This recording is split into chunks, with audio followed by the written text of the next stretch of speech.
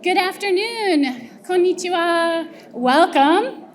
I see a few more people coming in. If we can get our seats. Thank you for your patience as we get started this afternoon. Hi, I'm Jen Troutfetter. I am the Programs and Special Events Manager of the Japanese American Service Committee. And today it is my honor to be your MC for today's special Chicago Day of Remembrance. So I would like you to join me in welcoming Courtney Sakai, the Chief Executive Officer of the Japanese American Service Committee, to begin our program. Hello, everyone. Thank you very much, and thank you, Jen. It's wonderful to see you all here today. So on behalf of the Japanese American Service Committee, the Chicago chapter of the Japanese American Citizens League, the Japanese Mutual Aid Society of Chicago, the Chicago Japanese American Historical Society, and the Chicago Japanese American Council, welcome to the 2025 Chicago Day of Remembrance. It's an honor for JASC to lead the committee for today's program. And we are especially appreciative because our collaboration shows how, by working together, we're able to take this idea and turn it into this really creative and meaningful community event for you. And so today is about storytelling. And storytelling is the way that we document and treasure the experiences and the lives of individuals and their families on community. And when we tell stories, we're also learning about history and the places where it happened. And so today, in today's program, we have a personal and unique opportunity to remember, but also learn from the lessons of the past. So I'm excited about our speakers today. They will share their insights about the story of the Matsumoto family, and especially their experiences here in Chicago. Each year, our community, the Chicago community, and communities across the country come together to commemorate the signing of Executive Order 9066 by President Franklin Delano Roosevelt. This action forced more than 120,000 people of Japanese ancestry into incarceration camps during World War II. So today we should pause to remember the fragility of our civil liberties, but then also recognize the courage and resilience of those who were impacted by this action. And so to begin our program, I'd like to invite Gregory Storms of the Chicago History Museum to open our event. And we would have not been able to do this program without the generous support and collaboration of Greg and his team. So please, everyone, join me with a warm welcome. Greg. Thank you, Courtney.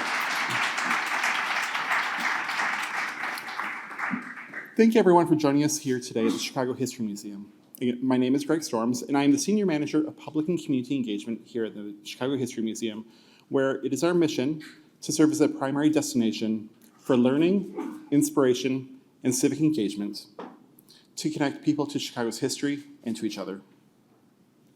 Before we get to a formal welcome, though, I would like to offer a land acknowledgement on behalf of the museum.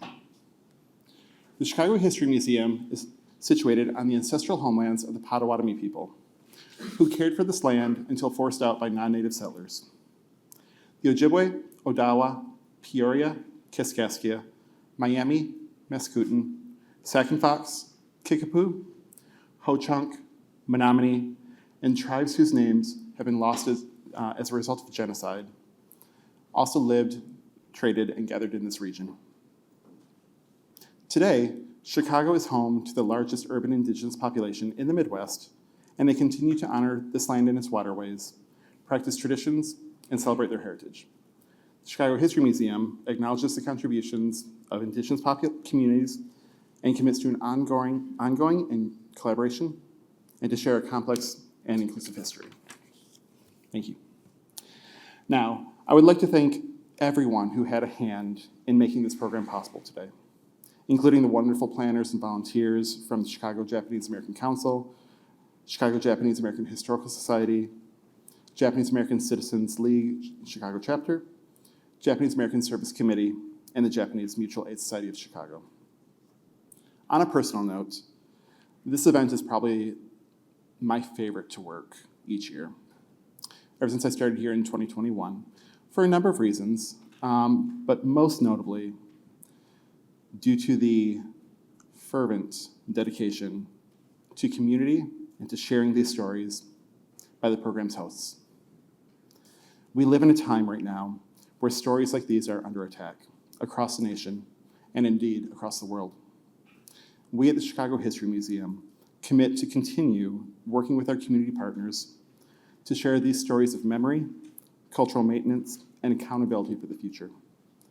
We know that it is our responsibility as engaged and dedicated municipal, national, and global community members to preserve these histories and to share them widely so we can learn from the past to inform the present and create a better future.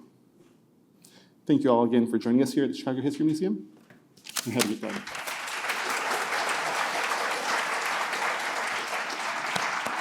Thank you, Greg. Thank you, Greg. The City of Chicago and Mayor Johnson have issued a mayoral proclamation recognizing the Day of Remembrance. Although Mayor Johnson and his staff could not be with us today, it is my honor to welcome and invite Alderman Andre Vasquez from the 40th Ward to join me on the stage and read the proclamation on behalf of the mayor. Alderman Vasquez.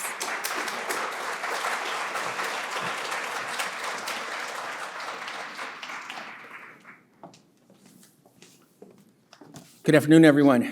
How are you doing? I am Alderperson Andre Vasquez of the 40th Ward.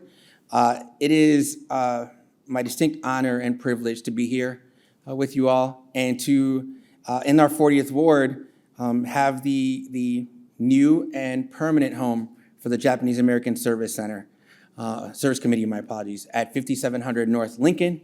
If you have not been there, please make the time to do so and support. It's very important, and I really appreciate the opportunity to be here in front of you all as we think about not only what we're remembering, but the lessons that we need to learn.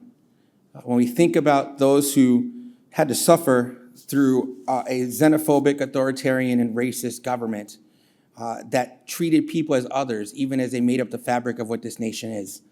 It's something we need to be reminded of when we think about our siblings who are no longer with us, those who survive, those who are no longer with us, and our future generations to come, especially in a time like the one we find ourselves in now. So not only am I the 40th Ward Alderperson, I'm also the chairman of the Committee on Immigrant and Refugee Rights.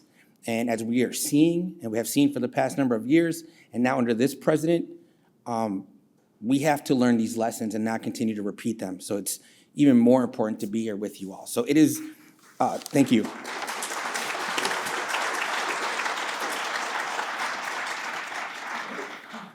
So it is absolutely my privilege to now read the proclamation from the Office of the Mayor, proclaiming today as a day of remembrance. For those of you who've never heard a resolution, there's a whole bunch of whereases, just for clarity. Thank you. All right. So whereas on February 19th, 1942, President Franklin D. Roosevelt signed Executive Order 9066, leading to the forced removal and incarceration of over 120,000 Japanese Americans from the West Coast, an unjust act driven by wartime hysteria and racial prejudice.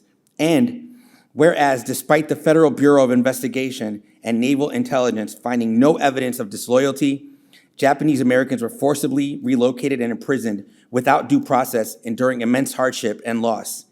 And whereas during World War II, thousands of Japanese Americans courageously served in the U.S. Armed Forces, including the highly decorated 100th Infantry Battalion and the 442nd Regimental Combat Team, and the Military Intelligence Service, demonstrating extraordinary loyalty and valor. And whereas in 1983, the Federal Commission on Wartime Relocation and Internment of Civilians concluded that Executive Order 9066 was not justified by military necessity. And in 1988, President Ronald Reagan signed the Civil Liberties Act, acknowledging this grave injustice and issuing a formal apology. And whereas the annual Day of Remembrance serves as a vital moment of reflection, ensuring that we acknowledge the painful lessons of our past and stand against all forms of racial injustice, xenophobia, and discrimination. And whereas February 23rd, 2025 marks the 83rd anniversary of Executive Order 9066, an event that forever altered American history and serves as a reminder of the resilience and contributions of the Japanese American community. And whereas the city of Chicago is home to a vibrant Japanese American community, and our local Day of Remembrance is commemorated through the efforts of the Chicago Japanese American Council, the Chicago Japanese American Historical Society, the Japanese American Citizens League Chicago chapter, the Japanese American Service Committee, and the Japanese Mutual Aid Society of Chicago, with programs dedicated to education, remembrance, and reflection. Now, therefore, I, Brandon Johnson, Mayor of the City of Chicago, do hereby proclaim February 23rd, 2025 to be Day of Remembrance in Chicago, and urge all Chicagoans to stand together in acknowledging both the hardships and the courage and resolve of the Japanese American community during this turbulent time in our nation's history. Dated the 23rd day of February, 2025. Mayor Brandon Johnson.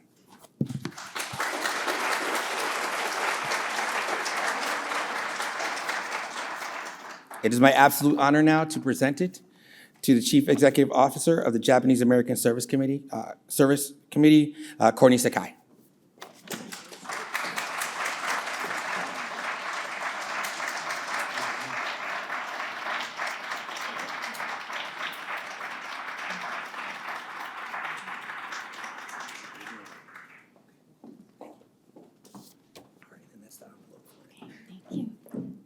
Thank you, Alderperson Vasquez. Next, I would like to invite Maya Osterman, a high school student at York Community High School in Elmhurst and an intern at the JACL, to come join me on the stage for the reading of the Executive Order 9066.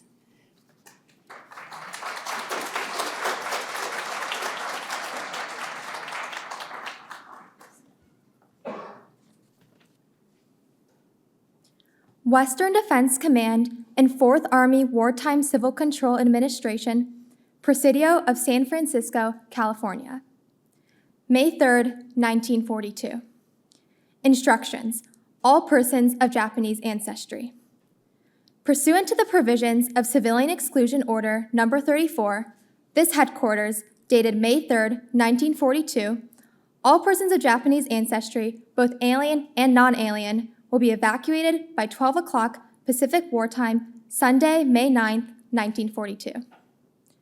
No Japanese person living in the above area will be permitted to change residence after 12 o'clock noon Pacific Wartime, Sunday, May 3rd, 1942, without obtaining special permission from the representative of the Commanding General, Northern California Sector at the Civil Control Station. Such permits will only be granted for the purpose of uniting members of a family or in cases of grave emergency.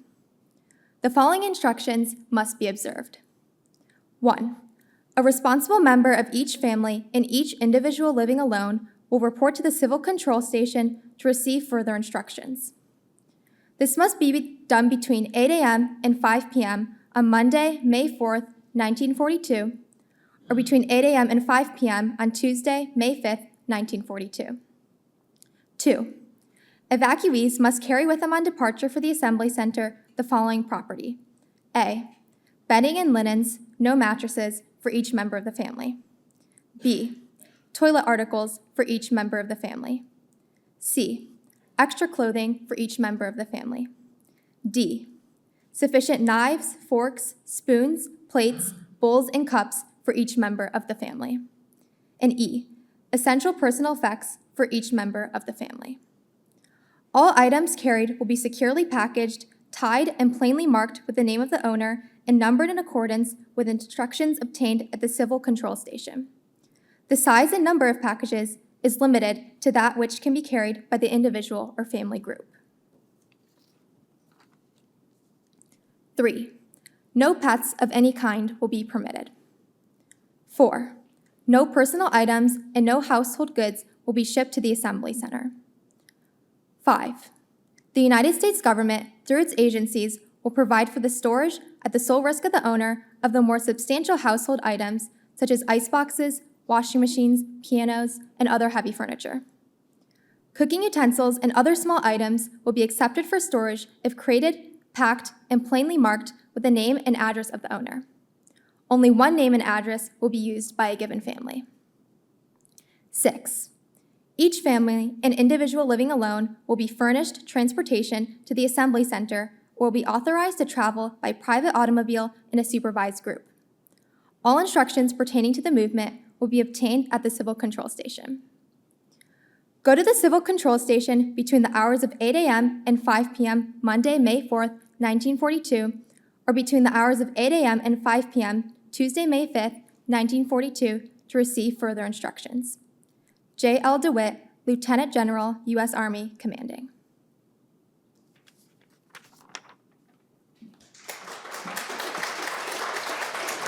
Thank you, Maya.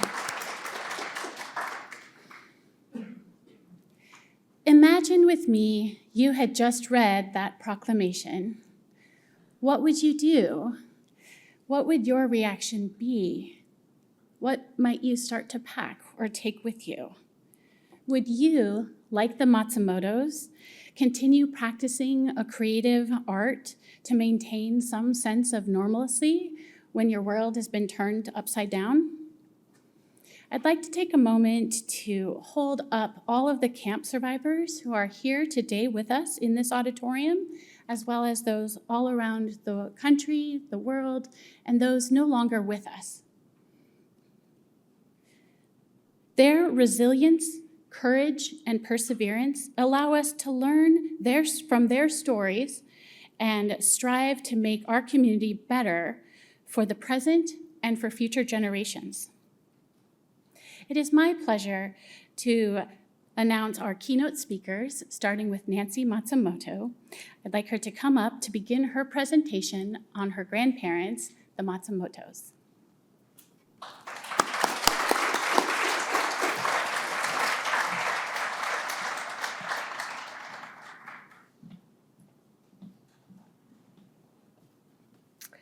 Hello, everyone, and thank you all for joining us today. It's great to see you.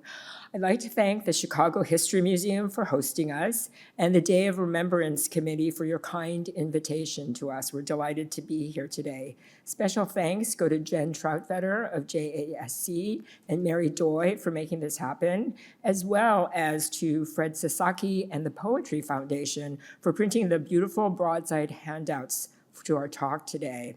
We're especially honored to be here today when the civil liberties of so many in the immigrant, BIPOC, and LGBT communities are under assault. Remembering our own families' stories of unjust marginalization and incarceration will, I hope, serve as a call to action, to dissent, and to advocate for those whose civil rights are being threatened in our country today.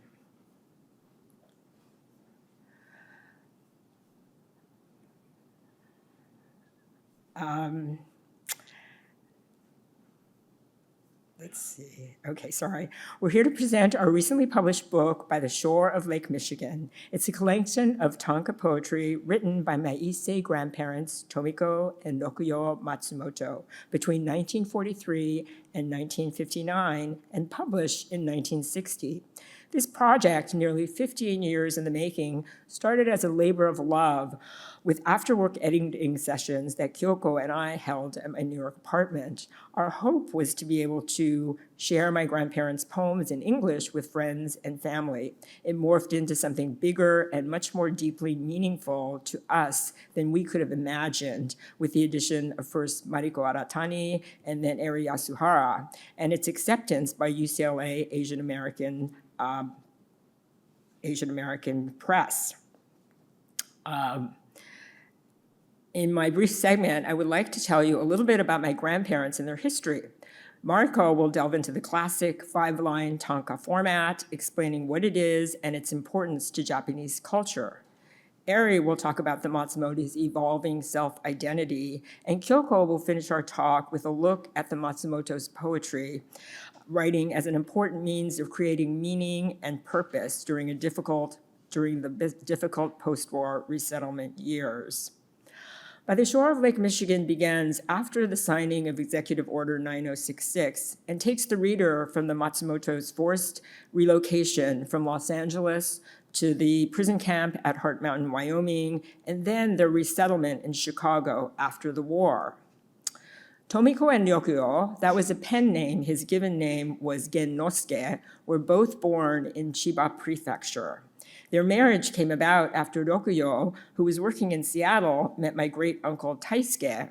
They realized that they were from the same prefecture, and my uncle Taisuke thought that Ryokuyō would make a great match for his younger sister. Correspondence ensued, and in 1921, Ryokuyō went back to Japan to marry Tomiko and bring her and her mother Iku to America. Their timing was fortunate. My grandmother came shortly before the Asian Exclusion Act of 1924 halted all Asian immigration into the US. My grandfather had been transferred to Seattle in 1917 by his company in Japan, but when Tomiko arrived, the couple switched to renting a fruit stand and soda fountain in Pike's Place Market, and their 3 children were all born in Seattle. During the Great Depression, the Matsumoto's bank in Seattle failed, and they decided to move to the bigger city of Los Angeles in 1933, where Tomiko's older brother Taisuke had settled. There, they ran a small business, a grocery store, very near Los Angeles City Hall, in an increasingly hostile and anti-Japanese environment heading up to the outbreak of World War II.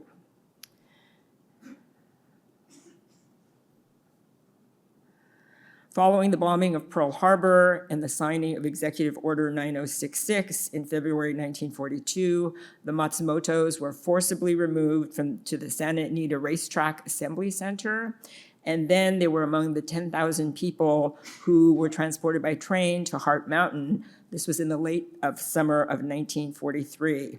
In the picture, you'll see my mother, Sumie. She was 10 at the time she arrived in Heart Mountain, and she was in elementary school. My Auntie Terry is in the middle. She was 16 and in high school. And next to her is Tomiko, my grandmother, who was age 43. My Uncle Toj, or Toshio, was 18 and a freshman at UCLA.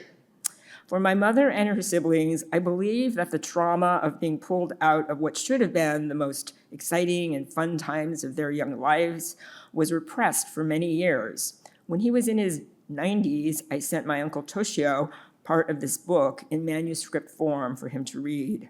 And he told me that while reading it, suddenly he understood how much emotional stress his parents had been under during that time. And he said, spontaneously, tears began to flow out of my eyes. It was amazing. At Heart Mountain, my grandparents, they were in the prime of their lives. They were robbed of the livelihoods they had spent more than 2 decades building. At Heart Mountain, Tomiko captured the chaos, dislocation, and desolation that the inmates all felt in the anthology's first poem. And it reads, "In the midst of swirling dust, I live temporarily in this barren land during wartime." But Heart Mountain was also a place filled with experts in many different disciplines, and very soon classes and clubs began in flower arranging and judo and poetry writing. Tomiko discovered that there was a tanka club being formed, and she cajoled her husband into attending meetings with her. And she wrote of this fateful day later, "A glimpse at a poetry salon became my destiny. Now, even on days of blizzard, I won't miss a poetry meeting." Growing up, and before we started on this translation project, my mother had always told me that By the Shore was a vanity publication that her parents had undertaken on their own. So it came as a huge shock to me to learn that, in fact, it was part of a 300-volume series spanning the 90-year existence of the Utato Kansho Poetry Society, of which my grandmother was a member. The editor of Utato Kansho shared this photo of a bookshelf in the Society's Tokyo office containing the entire series.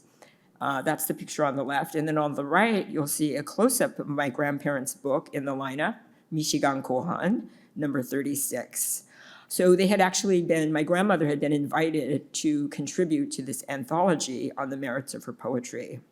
This was a powerful reminder of how little the Nisei generation, separated from their parents by language and often by different national loyalties, knew of their Issei parents' activities and innermost thoughts and feelings.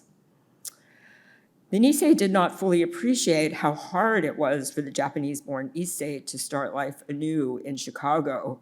Their parents were older, not native English speakers, in the middle or toward the end of their working lives. Ryokuyō found work in the shipping department of McClurg's, a book wholesaler and one of several places in Chicago known to be open to hiring resettled Japanese. Tomiko, meanwhile, began working in a sewing factory. In racially polarized Chicago, they navigated a working world that the historian Charlotte Brooks has called a quote-unquote in-between position between white owners and managers on the one side and a swelling African-American working class on the other. And Charlotte Brooks writes, at McClurg's, a worker noted that resettlers received no promotions, while some Caucasians who have come later than Nisei workers have been promoted to taking charge of Nisei crews. But instead of broaching the painful topic of racism, Ryokuyō wrote about the day-to-day pleasures and challenges of life in Chicago. In the interest of time, I won't read all of the poems in the next few slides, but I hope you'll be able to take them in. So Ryokuyō instead devoted 4 poems to the Great Coal Strike of 1946, which crippled the city. And he wrote about excursions to Jackson Park and picnics by the lakeside. The newly arrived Japanese were also subject to redlining or being kept out of all white neighborhoods, along with the city's Black and Jewish populations. And so Brooks writes that they, quote, often found apartments in tense neighborhoods, settling in transition zones that defined their in-betweenness in physical terms. One of these transition zones open to Japanese was the Oakland Kenwood neighborhood of the South Side. So in 1948, the Matsumotos purchased this house at 4349 Lake Park Avenue, where Tomiko supplemented their income by providing room and board to young Nisei men attending the University of Chicago. She had been afraid that they wouldn't have enough money to cover the costs of the new house. Yet Tomiko used to the cramped quarters that she had lived in for the past 5 years, first in the barracks at Hart Mountain, and then in a very dingy basement apartment, was still awed by its size. Although the resettlement period was a very busy one for the Matsumotos, they continued to write poetry daily. In 1955, one of Tomiko's poems was selected for the Emperor's annual poetry ceremony, the Utakai Hajime, and it was part of family lore, a great honor for Tomiko. The family attended a reception at the home of the Japanese Consul General in Evanston, and Tomiko wrote of the occasion, the imperial gift bestowed from the hands of the Consul General, I humbly receive, my hands slightly shaking. As their time in Chicago wound down, both the Matsumotos were happily connected to different Japanese poetry societies, Utato Kansho for Tomiko and Araragi for Ryokuyō. And these are 2 journal covers from the 2 different societies. They were also part of a supportive Chicago and nationwide tanka network. They wrote poems about their children and vacations in Wisconsin, and sometimes about the joy of poetry writing itself. In one, Tomiko wrote, since joining Utoto Kansho, once again, my passion for writing poetry burns anew, my writer's spirit.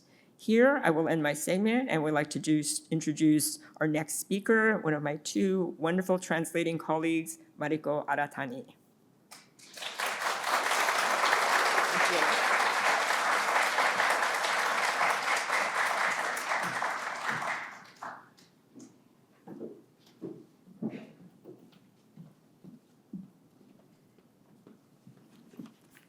Good afternoon.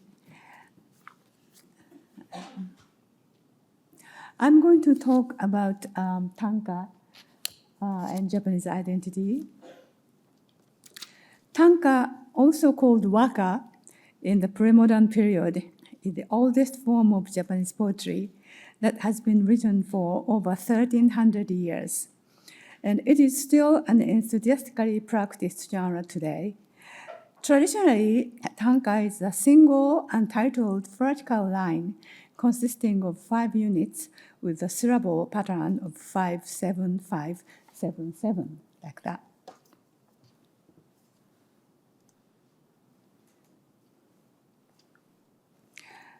In the Heian period, 8th to 12th century, it was a key mode of communication among the aristocracy, especially in romantic exchanges. A well-crafted tanka could be the difference between winning or losing someone's affections. Writing a tanka sometimes required certain literary conventions excuse me, and the knowledge of old tanka poems. Haiku, which is even shorter with only 3 lines, often focuses on nature and the changes of seasons and the emotions evoked by those. In contrast, tanka has always embraced a wide range of themes: love, personal emotions, political struggles, and even historical events, which Ryokuyō wrote about a lot. It's a poetic form that allows for deep personal expression, making it particularly a suitable and significant outlet for Tomiko and Ryokuyō to directly express their emotions in times of hardship or change, in the camp's harsh, desolate environment with hardly any diverse nature or delicate seasonal changes. By the late 19th century, during the Meiji era, tanka underwent a transformation. Eclipsing the image of old, elegant tanka style, a freer and more individual tanka style emerged. Soon, the very famous tanka journal, Myojo, was published and popularized this modern tanka without any rule except the 5-7-5-7-7 syllable format.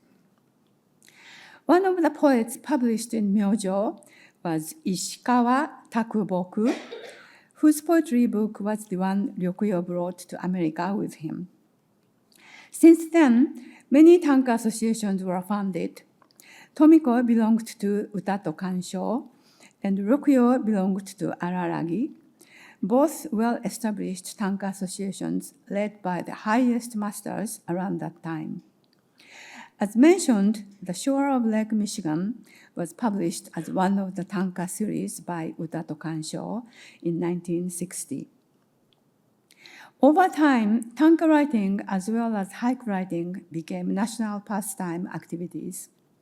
Today, tanka is practiced at many levels, from casual writers to master poets. However, it is really remarkable that so many people at the national level in Japan are engaged in not only reading but writing tanka and haiku poems. Nowadays, the tanka population is estimated to be 500,000. The haiku population is a stunning 6 million. All kinds of newspapers and magazines have a column of tanka and haiku selected from numerous submitted poems every week, in addition to individual postings on social media. There are very popular TV and radio programs dedicated to these forms. And there are about 30 annual literary awards for tanka and about 50 for haiku. Also, there is an annual poetry ceremony in January at the Emperor's Palace to which anyone can submit. This year, for example, there were 10 tanka selected and read among about 16,000 submissions. As Nancy mentioned, in 1955, one of Tomiko's tanka was selected for this prestigious event, an honor she described as one of the highlights of her life.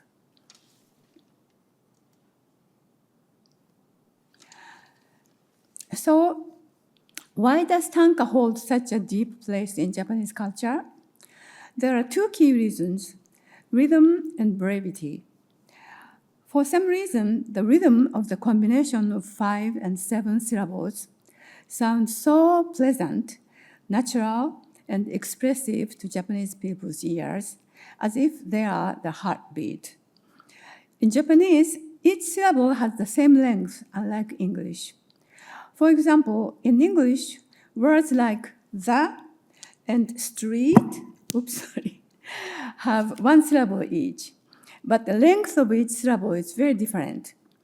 On the other hand, in Japanese, phrases such as sora to yama and then itsu mite mo have 5 syllables each and have exactly the same length and rhythmic patterns. It is no problem to distinguish 5 and 7 syllables. Because the English and Japanese words with the same meaning often have different syllables, when translating a Japanese tanka to English, it is a common practice to not follow the syllable format for the English version. The only common rule is to have a 5-line format in English based on the original 5-syllable units. This tanka format of 57577 was already established in the oldest extant poetry collection called the Manyoshu, completed in the mid-8th century. The Manyoshu comprises more than 4,500 tanka poems composed, including oral tradition, by people of various statuses, such as royal family members, aristocrats, soldiers, street performers, peasants, and ordinary people. It seems tanka had been already established by then as a national literary activity among the whole general population. This tradition has been continuing until now. 5 and 7 syllable words and phrases are embedded even in everyday life, not just in poetry, but in posters, advertisements, slogans, song lyrics, etc. For Japanese people, the combination of 5 and 7 syllables is easy to absorb and remember and is impactful. They feel tanka at an almost instinctive, innate, visceral level. The second reason for the fascination with tanka and also haiku is the short form. The short form is deceptively simple. While it may seem easy to write just 31 syllables, crafting a truly great tanka takes a lifetime of practice. It requires the poet to balance constraint and freedom, to fit deep emotions and meaning into a few short lines. For many, this pursuit is a lifelong artistic passion, just like for Tomiko and Ryokuyō. Growing up in Japan until young adulthood, studying tanka and haiku since elementary school, reading and expressing themselves through these poetic forms, and being surrounded by the rhythm of 5 and 7 syllables in their everyday lives, this rhythm must have remained deeply ingrained in Tomiko and Ryokuyō's senses for the rest of their lives. While being incarcerated in the camp, stripped of their freedom and facing uncertainty, they turned to tanka to express their emotions and preserve their cultural identity. In a barren environment with little connection to the changing seasons or natural beauty, they found solace in 31 syllables that had shaped their lives. Even after the war, their dedication to tanka continued in Chicago, where they rebuilt their lives.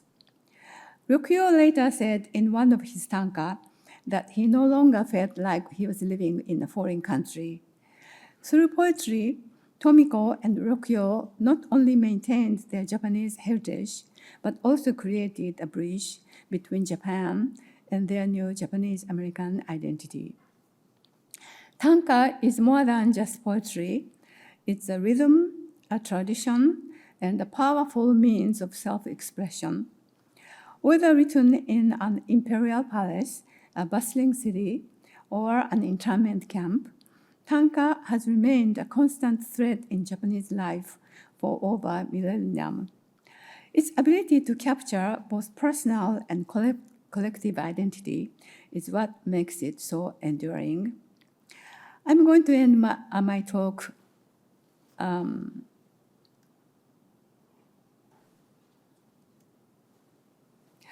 by quoting one tanka each by Tomiko and Ryokuyō, both written in the camp. Both illustrate how these brief tanka can encompass nature and the emotions of disquiet, hope, love of country, and pathos. Tomiko? Maybe Ryokuyō first. In the midst of war, along with our countrymen, there might come a day when we leave the camp. How poignant that moment will be. Tomiko. Worrying about the unsettled sky above the summit of Heart Mountain, though our stay is temporary, we planted seeds. Thank you very much. Now I'd like to introduce the next speaker, Eri Yasuhara.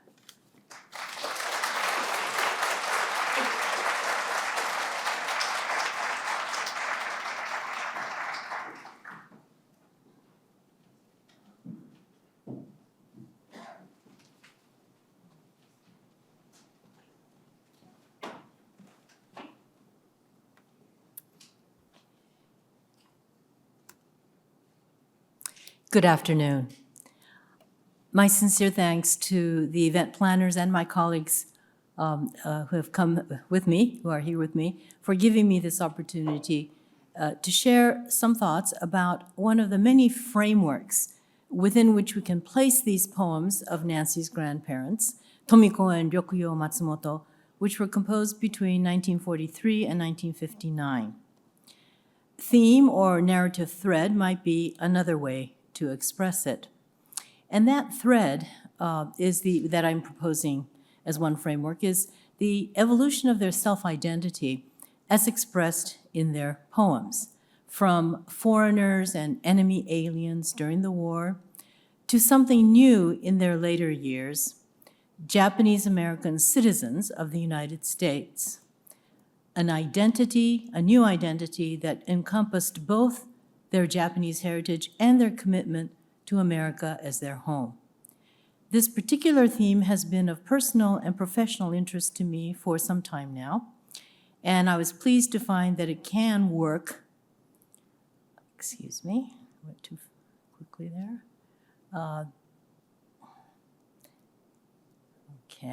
That it can work as a framework. And that thread is,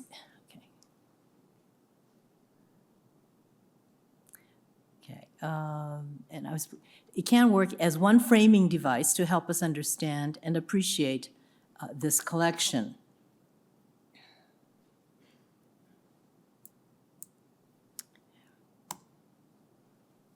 Okay, we have a frozen screen, hang on.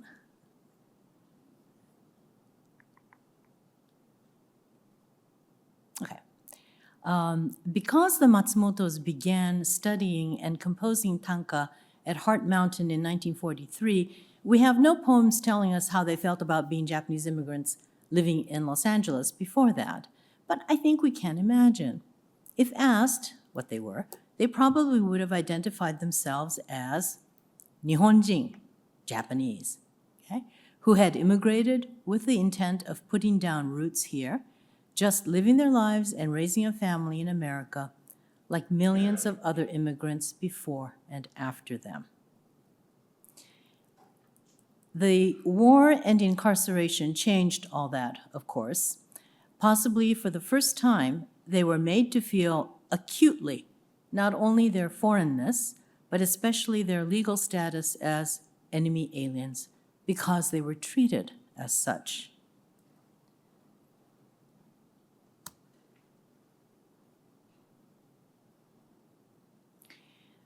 This is, in fact, the exact term that Tomiko uses in one of her camp poems. With food, clothing, and shelter amply provided, enemy aliens, what complaints could we possibly have? And the term there is tekikokujin, at the end of the romanization sentence down at the bottom. Tekikokujin means person from an enemy country, therefore enemy alien. Enemy alien is, of course, a label applied by the outside world, and surely not how Tomiko and Ryokuyō self-identified. But as we all know, labels are powerful and can be insidious. This one had an enormous effect on their lives because it was one of the justifications used for their incarceration. Japan's defeat and the end of the war in the Pacific brought into stark relief the feeling of sort of being caught between the country of their birth and the country of not just their own, but their children's future. By this time, which is August 1945, which is the end of the war, the Matsumotos are in their new home, Chicago.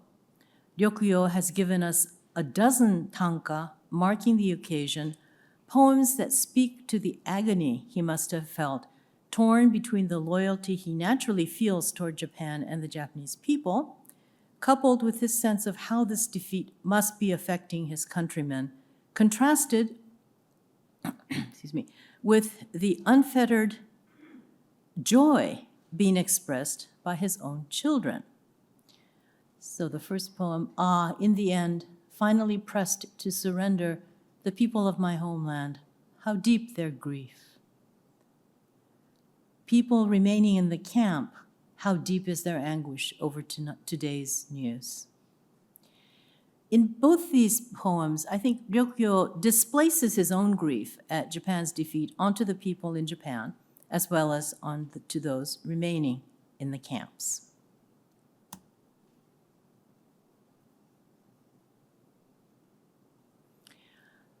And then there is the indescribable pain of seeing and also understanding the unadulterated joy of their children upon hearing the news, because the war is over.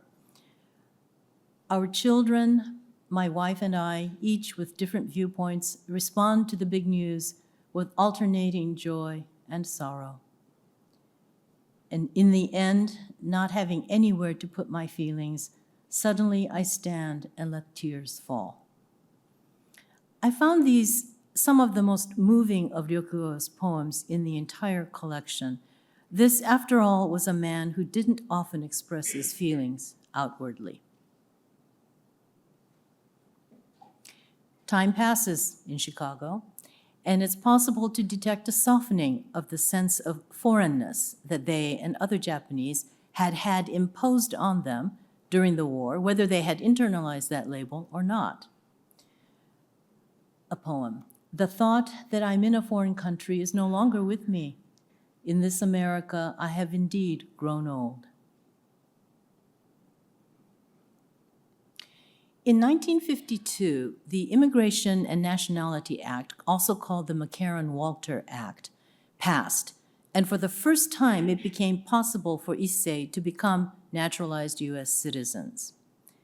Many Issei quickly took advantage of this opportunity, including my own grandfather, and both Tomiko and Ryokuyō celebrated this milestone with tanka. The Issei's dream has come true today after 50 years. The Immigration and Nationality Act has been established. In honor of the 40 years the Issei have struggled on this continent, the right of naturalization is issued today. These tanka proudly declare that Issei have earned the right of citizenship through their decades of struggle, hard work, and contributions to American society. It was a moment when their legal status and their self-identity as immigrants who had definitely paid their dues merged, and they took their rightful place in American society as full-fledged Japanese American citizens. In August of 1956, the Matsumotos embarked on an extended journey to Japan, their first visit in over 30 years. To me, one of the most notable aspects of the many poems written during their stay is the realization expressed in several of Tomiko's compositions of the distance, the gap that she now realizes exists between herself and the Japan she had known. Just a couple of these poems. Bewildered by a Tokyo drastically transformed, like a foreigner, I am unable to find my way alone. At a corner crammed with rows of modern buildings, I stand astonished. Is this really Japan? The initial shock does lessen as their journey progresses, But to me, this trip marks another stage in the evolution of their, and especially Tomiko's, self-identity, as no longer fully of Japan in the way she had remembered. She remembered Japan, but now also of America. I would like to close with one last tanka by Ryokuyō, written toward the end of their visit to Japan. At Awa Amatsu, looking across the open sea beyond the horizon, it reaches our grandchildren and children in America. Perhaps by now he is a bit homesick after 4 months or more in Japan. But if so, home, or at least what is tugging at his heart in this poem, is no longer Japan, but America, where his very American children and grandchildren are.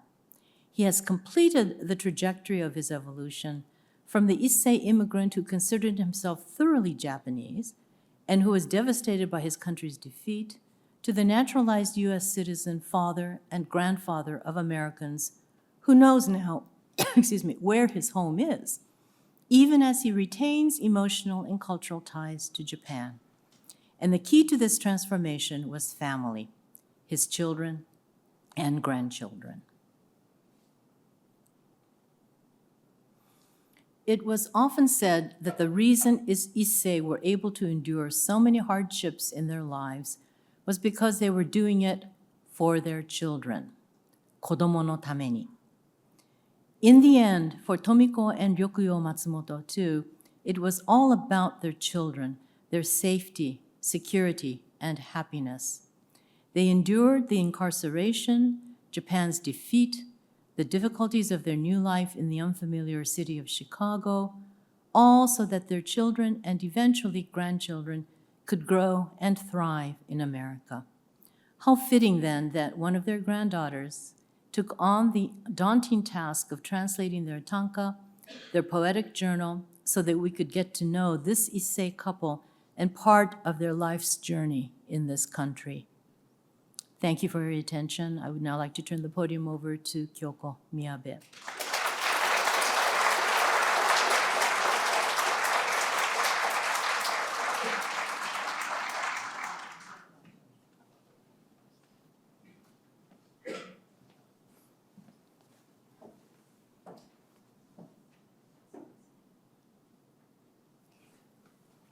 Good afternoon. I'd like to thank the event organizers for inviting us and all the staff members and volunteers for making this event possible, and all of you for being here today. I am grateful and humble to be part of this important annual event. In his 1980 article, Professor Tetsuden Kashima suggests that there's a near parallel between the dislocation and adjustment that occurred with incarceration and the dislocation adjustment that occurred during what is generally referred to as the resettlement period. He writes, "The years between 1945 and 1955, instead of being seen as a transition period, should be viewed as a crisis period. Japanese Americans' attempt to normalize their everyday life was almost as difficult as the adjustment to their initial evacuation. In addition to having faced initial stress and anxiety before and during incarceration, they now had to grapple with the many new problems arising as a consequence of leaving the camps. Where would they go? What would they do for a living? Where would they live? These questions and uncertainties are keenly felt in Tomiko Matsumoto's 2 poems written around the time her family moved to Chicago in June 1945. Driven out of the camp in this time of war, where, oh where, shall we find a place to live? I think of my aging mother. Chased by waves of war's devastation, we wander from place to place, arriving at last in Chicago, seeking safe haven." In my brief talk, I'd like to offer a reading of Tomiko's poems that speak to how the Matsumotos navigated this crisis period as they rebuilt their lives here in Chicago. I'd like to highlight those poems that I feel suggest some connection between Tomiko's experience in the Heart Mountain prison camp and her experience in Chicago, a connection that is illuminated through the recurring motif of planting seeds or tending to the soil. I'd like to start with this poem that appears in the first section of the book. Worrying about the unsettled sky above the summit of Heart Mountain, though our stay is temporary, we planted seeds. The poem swiftly and dexterously evokes an image of the majestic Heart Mountain, its iconic summit high up in the gray, unsettled sky, possibly mixed with thick clouds, all seen from the perspective of Tomiko, the speaker of the poem, on the ground, worrying about the uncertain weather. Yet we might also interpret the unsettled sky as an external manifestation of the uncertainties Tomiko feels within about life at the prison camp and beyond. Those uncertainties are amplified by the temporary nature of their stay, which signifies how she, like her fellow incarcerees, has been uprooted, forcefully removed from their homes. In this context, the seemingly simple act of planting seeds becomes a means of asserting agency, perhaps even a quiet resistance, in its attempt to symbolically ground oneself in this unfamiliar land, in its attempt to create life, never losing hope for a future possibility.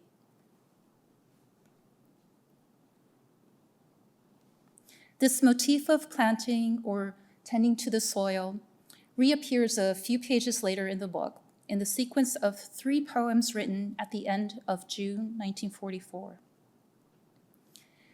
We've cleared what's been called the barren land of Wyoming. Now it's become a fertile land. Running through many furrows, the irrigation water creates golden ripples.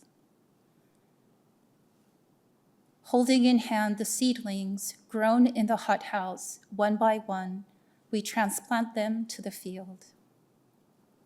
Here I'd like to call attention to the golden ripples in the second poem, shining on the surface of the irrigation water, a stark contrast to the gray darkness evoked by the image of the unsettled sky in the earlier poem.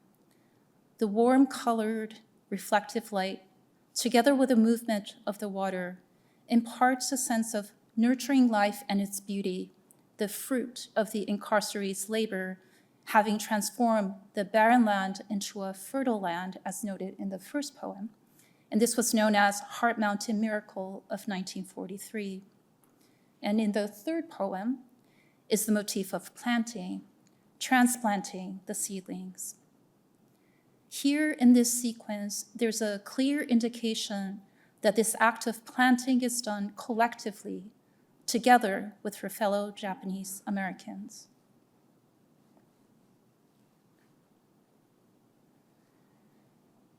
A few more poems. In the field at the camp that my compatriots have cleared, starting today, I too am a farmer. Though teased as a capricious housewife farmer, at last for 5 months, I've worked straight through. In these poems, there's a sense that Tomiko herself is a little surprised that she has worked as a farmer, doing something she had never done before, yet necessitated by the circumstance. There's also a recognition of her personal as well as collective identity in the words, I too am a farmer, waremo, at the end of the first poem here. And these words, waremo, would appear in her Chicago poem as well.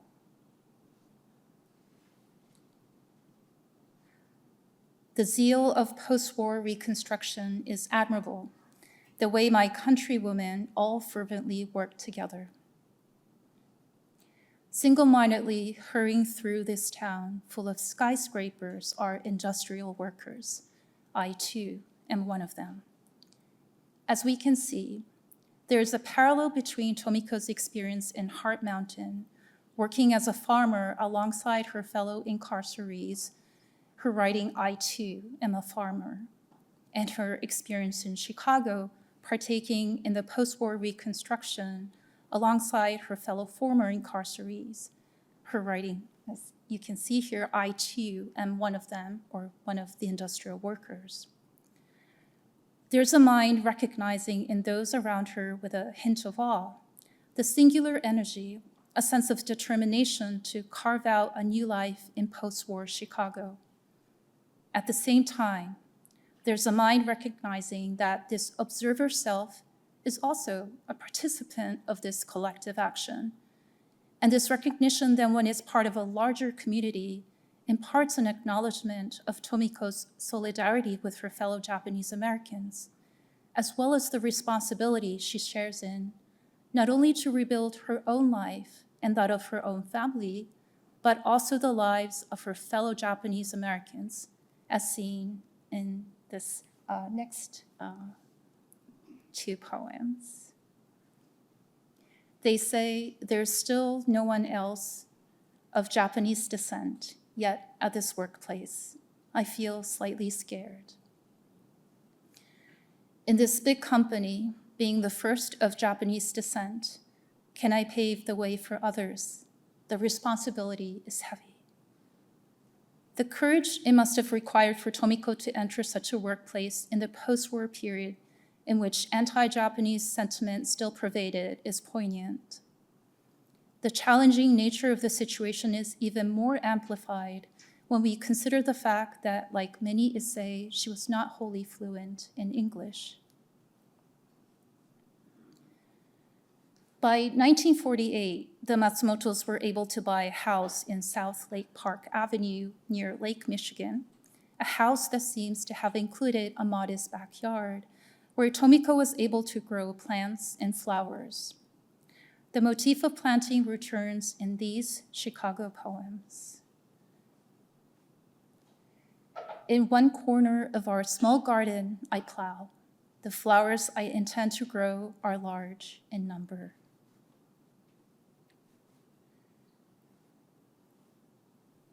The buds of myoga that we received from a friend in Oregon grow rampant and lush in the soil of Chicago. Young strawberry plants sent from afar, their leaves darkening in color, sending out long runners. This morning, in the neighboring gardens, entwined around the lilac tree, and in full bloom, our morning glories. What is notable in these poems about plants and flowers is the sense of abundance and liveliness, reminiscent of the nurturing life brought to the barren land of Heart Mountain. How the buds of myoga, in the first poem, growing rampant and lush, or in the second poem, young strawberry plants sending out long runners, or the Matsumoto's morning glories in full bloom, growing so exuberantly that they left their garden and entwine around the lilac tree in the neighboring garden. All this conveys a sense of vitality, that these plants and flowers, planted or transplanted to the soil of Chicago, are flourishing, just as the Matsumoto's lives flourished in the city of Chicago. In this current time of so many uncertainties, perhaps we can find strength in and learn from our forebears' resilience against all odds, enduring hardships through acts of creation, whether through poetry, agriculture, or horticulture, never losing hope for future possibilities. And I'd like to end with this one poem. To enjoy cultivating a patch of land in this big city of Chicago, also a harbinger of spring. Thank you very much.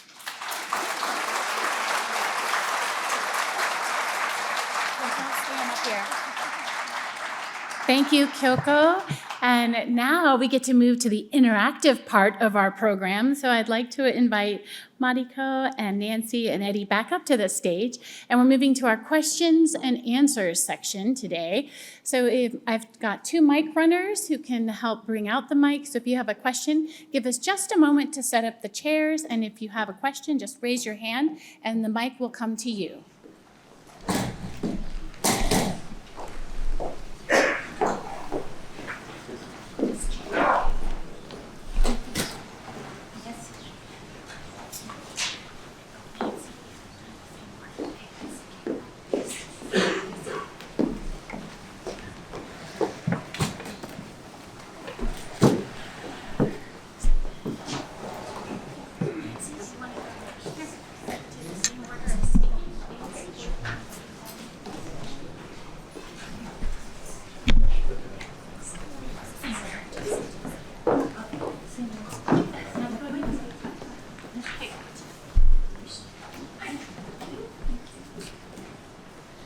Thank you for your patience. And one more second. It's okay, sit right there. You got it. You can sit. All right. And now, who has the first question? The mic runner, want to raise your hand? Who has a question? The mic runners.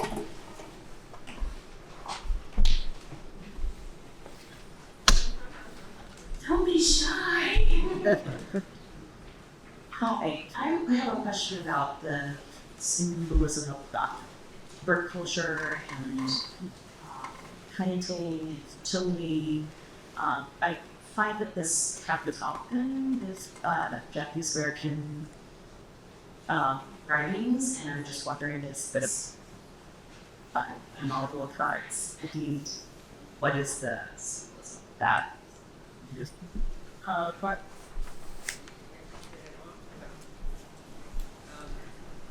can you hear me? Oh, I think it's on now. I was going to have Kyoko answer this. I can say of my grandparents that they were very typical Issei Japanese, and that they loved gardening. They loved visiting gardenings. They were kind of known for taking little shootlets and seeds from public gardens that they visited all over the world and bringing it back to their garden. And it was, I think Kyoko beautifully summed it up in how it became sort of a symbol of resilience and agency in a very difficult time for settlement. But what also struck me in the poems was how they had this incredible Issei network of friends, because there are constant references to getting presents of plants or fruit from Issei friends. So they might be in Chicago and they write about getting Hood River apples. And so this is from Issei friend in Oregon who's growing or appreciating them. They're gifted things like yoga, they talk about shiso. They are gifted Tororo Ibo in my poem, I believe, which is something I love, but it's an acquired taste. It's mountain yam that you grind and they ate it in the traditional way. You grind it and you put it over hot rice. So it was just amazing. And one time Kyoko mentioned to me how you were so impressed at how many plant names they knew. They would see something that reminded them of Rosa rugosa or Hamanasu that they knew from their home prefecture. And so these, again, as Kyoko pointed out, were links between the New World and their, sort of where they're setting down new roots and the old country. And it was so, it was a really delightful experience for them to make these connections. And it was all because of their deep love of nature and horticulture and the really deep knowledge of different Japanese plants and just joy at seeing anything that would be recognized. But I think maybe Kyoko could talk about maybe do you want to? I was going to say that, I think it's so very true. And by the way, I just love how they use that image for resilience and resistance and agency. But within the larger context of the tanka world, there's a great deal of nature.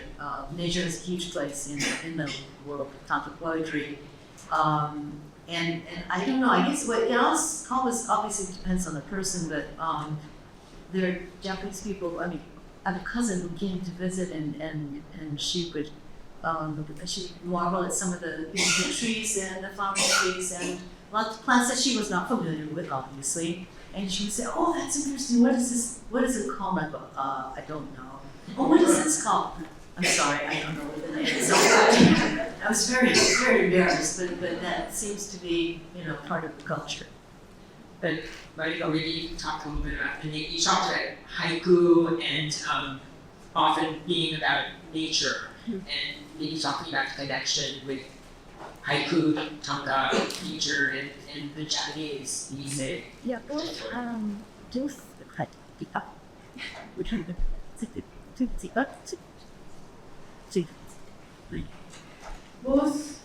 both deals with nature, of course, but haiku particularly, haiku is more like objective approach and kind of grasp the moment's happenings or the description of that moment, and then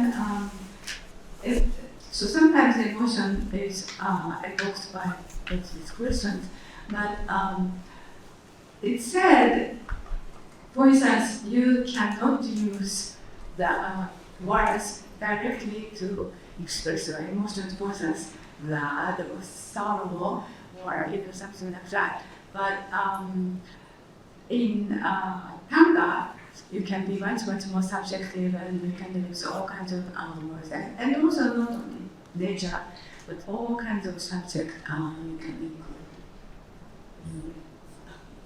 Yeah, I think often, as you were saying, it's not direct, but nature as a stand-in for an emotion, or invoking the evanescence of time, or when you're looking at a fading sakura or something like that. So nature evokes emotion, and so in haiku or tanka, you could evoke all kinds of emotions through the changing of the seasons and the different plants and trees and falling leaves and dancing leaves, and there's just so many imagery. So an imagery of nature that then reflects the emotion that the writers feeling at the time. So it is a really deep Japanese trait, I think. It's just this love of nature, and I feel it as a sensei, and I hope that the Yonsei and Gosei feel it too. It's just to have this special bond with nature.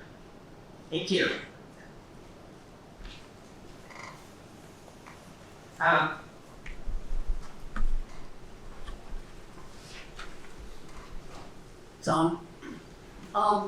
I'd like to make a statement about the tanka poems that were Miss Yasuhara, about the when they were released from the internment camps and their feelings about coming to Chicago, finding housing, worried about her family in Japan.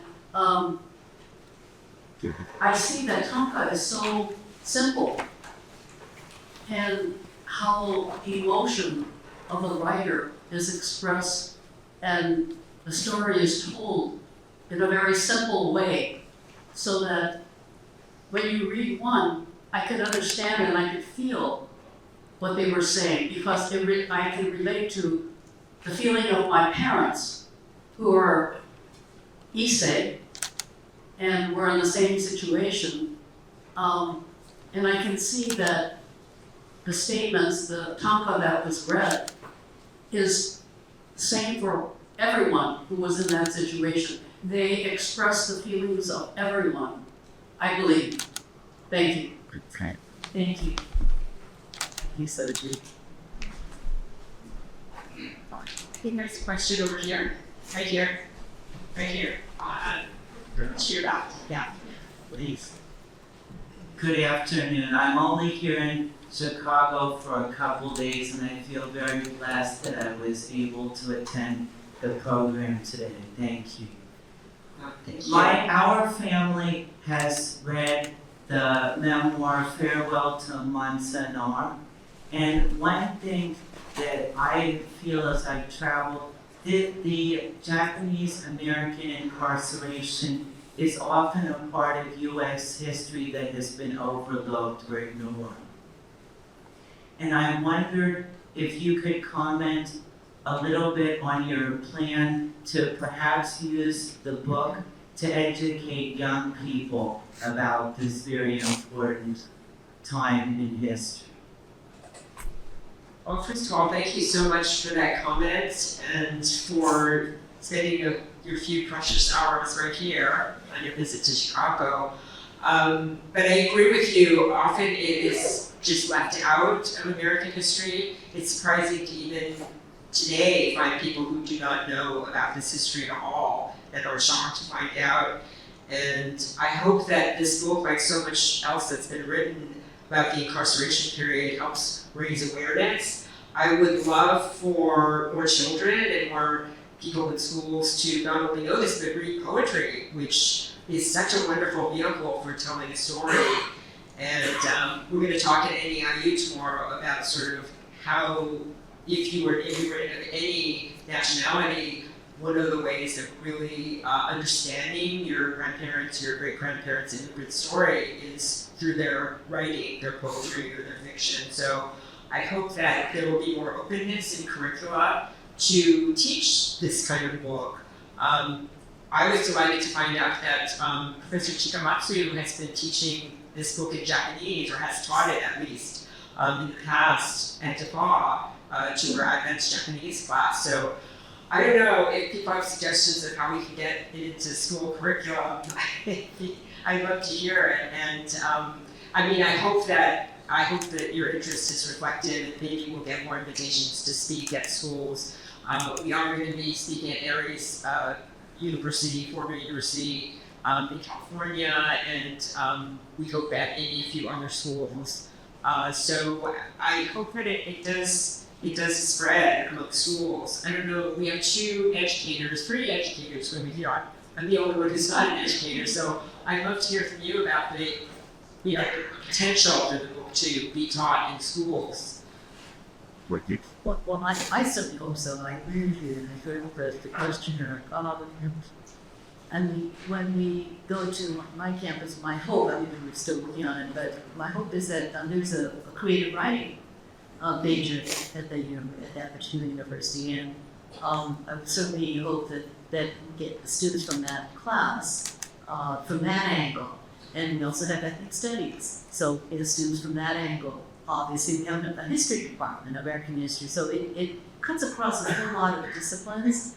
And so I hope there will be interest in the presentation and in the book. That's the important thing, that the books become widespread. I know I've spoken to Kyoko's Japanese literature class at School of Visual Arts in New York, so maybe you could talk about teaching this school really before it came out. We did a couple of years where we did sessions. Right. So I teach a Japanese literature class at School of Visual Arts. It's an art college in New York. And I was fortunate to invite Nancy, and we co-presented about the book before it was actually published in October of last year.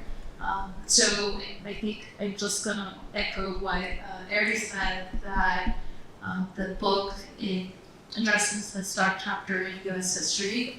So of course it's mature for history classes, but it could be in literature, creative writing, and I think the interdisciplinarity of the form, I guess, right? The topic, the content of the form, I hope can control us, all of us. Yeah, it's going to spread the importance. Yeah, and what was really cool about speaking to these students at Kyoko's classes is there were many people who were Taiwanese students, Korean students, Chinese students, and they came up afterwards and talked about how they really related to the issues of identity, being torn, being part of sort of pushed around by historical events, and maybe feeling like losing homelands. And so there's so many points of commonality across different,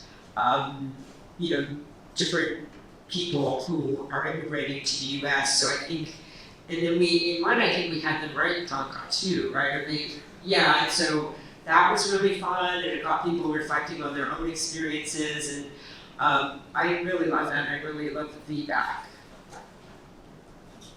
and then, not just at the college level, I think it's really, really critical to get it into the K-12 curriculum in some way. I know that, I used to have a friend, someone who was at Poston, and he said he and his wife have both passed since, but he prepared like a presentation, and he would just go to the schools, and I don't know with great classrooms, but and he would tell the stories, and it's an eye opener for so many students, and so that has to continue, and it falls to the Sansei and the Nonsei generation to continue, because the Issei, are not around who does much more.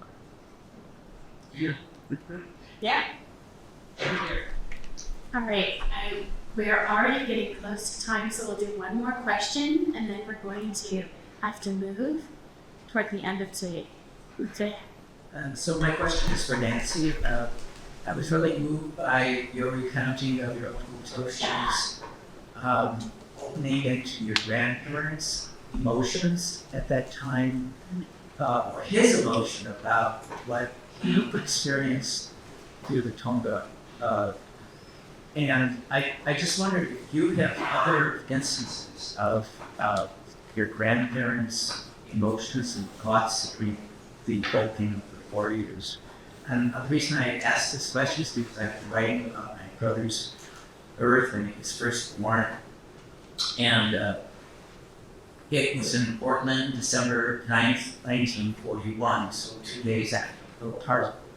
And my grandparents, in their joy and jubilation, set up the traditional panel of Japanese dolls behind him, and he's sitting in his high chair with this display, enormous display of dolls and samurai emblems, the helmet, horse, warrior, all of that.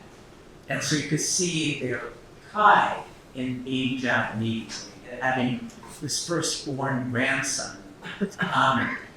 But it's 2 days after Pearl Harbor, and so that feeling that we've all described of what the Issei had to go through at that time as part of their evolution is so poignant. And I just wonder, do you have other instances of that kind of liberty into Issei mentality at that time? Wow, I had heard a story that dramatic about, putting on that kind of display of Japanese pride and history 2 days after the bombing of Pearl Harbor. Like, I wonder what happened to the Kabuto and all the dolls, and where did those go? They had to be evacuated very shortly after that. But that's a really poignant story. When my grandmother lived until almost 106, she was born in 1800. And in her older years, I would try to interview her, my brother, and we tried to sort of tease out more detail and more emotion about those times. But I think that there was just no access to that level of trauma in that generation. It's in my family in particular. Like, I've heard so many memoirs of other people where there was anger, depression, mental health issues. Sadly, I don't know that much about my father's side because he was a minor, but he went from Manzanar to Tule Lake because part of his family were no-nos, including his grandfather, was very angry. And his eldest son, and he had the eldest son, who was Issei, had very complicated feelings later about being a Bilbo boy. But as for the Issei generation, it was very hard to get them to talk about it in any kind of critical way. The Issei story that my auntie would tell was how fun it was and how there were great dances and parties, and I feel that she never accessed whatever that level of humiliation and shame was. But I feel like my uncle, by this, 93, he bursts out in tears and says, "Oh, now I get it. I understand." I think it's all about how the Issei generation was really trying so hard to get away from their Japanese identity and prove that they were white and they could be like white people with assimilate. And be highly employable and successful. And so there was really no room for those kinds of emotion. And I think the whole idea of the Issei being ignored, and they're in their poetry, they're pouring out these feelings. But you could never get my grandfather, for example, to talk about it, even though he was such a loyalist and a nationalist. But he was just, when I was growing up, this very genial guy who, seemed like he had a happy retirement, and they didn't seem scarred at all to me. So I feel like I can't really, I think other people that I've read, have talked about it more in terms of the harmful effects that come out, the negative course of life events where there's alcoholism or suicide or things like that. But I don't know, in the case of your family, have you been able to talk to relatives and get those kinds of feelings with them? No, right, it's hard. Right, they're all dead, and so we are left to talk about intergenerational trauma and try to figure it out. But, Thurl Kalanzanar is a great example of someone really, and, Okubo's book, there are a lot that are very honest, but I think those are really the exception, and you hear a lot about it. Thank you. Yeah, thank you so much for the wonderful conversation. It doesn't have to end because there is a reception upstairs, so we can continue the conversations if you go upstairs. But I want to have everyone join me in a round of applause for our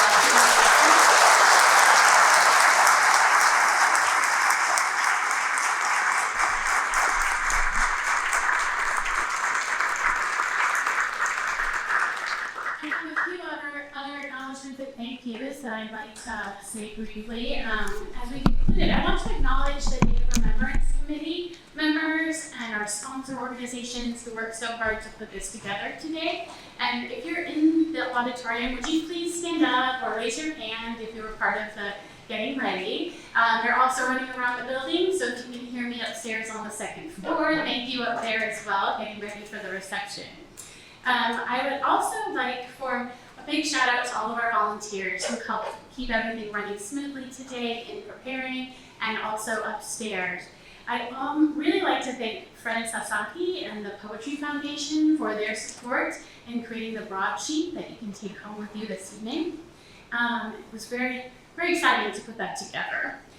Finally, a big thank you to Greg Storms and the team here at the Chicago History Museum for your generous support and excellent service in bringing us all together to have these conversations.